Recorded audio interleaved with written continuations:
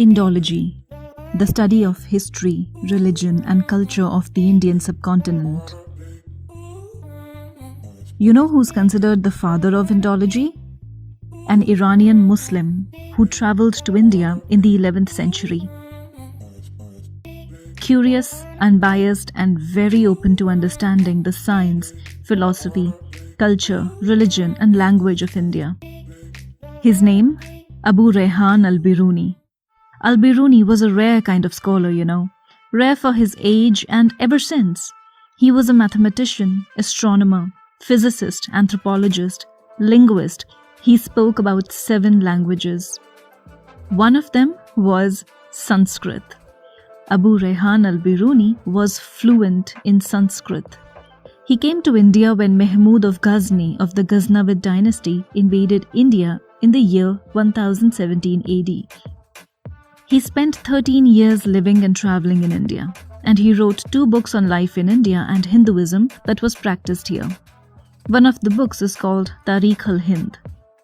AlBiruni wasn't interested in political or military realities of his travels through India. He rarely mentions any mighty kings or dynasties. What he was more interested in was the ordinary life of the country. The everyday life, the religion, the social culture, the science, the faith of the common people. India at the time was quite an interesting and different world from where he came from. It was the birthplace of 3 of the world's major religions: Hinduism, Buddhism, and Jainism. AlBiruni described a culture that challenged his own ideas. He tells us, India is full of riches, entirely beautiful and delightful. I shall now speak of certain strange manners of the Hindus. They differ from us in every respect. AlBiruni spent time with Indian scholars and discussed astronomy, religion, science. Of his attempts on learning Sanskrit, he tells us how Sanskrit is so difficult to pronounce for Arabic speakers that, quote, "It will sufficiently illustrate the matter if we tell the reader that we have sometimes written down a word from the mouth of Hindus, taking the greatest pains to fix its pronunciation, and that afterwards, when we repeated it to them, they had great difficulty in recognizing it."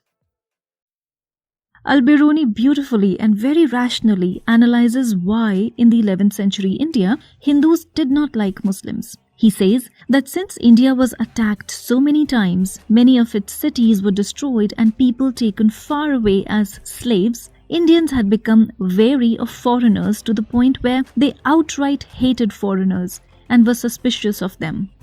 And since almost all the attacks in living memory at this time were by Muslims, it took the form of a hatred towards Muslims and continued in this garb, but the fact was that Indians just disliked all foreigners. He says they consider all foreigners impure. But AlBiruni also points out that this kind of behavior is common in all nations against all outsiders. That's why, to protect themselves from attacks, Hindus moved further into places like Kashmir or Banaras, which eventually became centers of Hindu learning and practice. AlBiruni was fascinated by Hindu holy men and customs. He says these men dwell outside civilization. They do not shelter under a roof. They let their hair grow long. In Banaras, he learnt about death rituals and the river Ganga. Quote, "The Hindus believed that in ancient times, the Ganges flowed into paradise. Into this river, they throw the burned bones of their dead so that nothing remains of them, and don't leave any trace behind. To Hindus, the fire eats everything." AlBiruni read Hindu scriptures, the Samkhya philosophy of Kapila, the Upanishads, the Bhagavad Gita, along with Vishnu Purana, Matsya Purana, Vayu Purana, and Aditya Purana. He read sage Patanjali's works as well. He also translated Patanjali's works into Persian, and he does it remarkably as an unbiased observer. He saw Hindu temples and he notes that temples are rich. There is vast wealth in temples. That's because they are meant to embody the wealth and power of the kings that endow them. He says that the structure of the temples reflects the Hindu view of life. Hindus believe in several incarnations of life, and each layer in the temple's structure represents the ascent in each stage towards perfection. But at the same time, AlBiruni does not appreciate how Hindus did not interact and were not open to anyone or any ideas from outside Hinduism. He says Hindus are proud people. Quote, if they travelled and mixed with other nations, they would soon change their mind, for their ancestors were not as narrow-minded as the present generation is. Unquote. He gives the example of Varahamihira, who honoured the Greek knowledge of science. He thought India lost interest in the world and doesn't interact or travelled. Well, discovering history is all about not repeating the mistakes of the past. So unlike 11th century India, you should remain curious and open. So subscribe to us and all those liking and sharing shenanigans, you know the drill. You can support us through the hours and hours of work that we spend making each video by buying us a coffee, link in the description.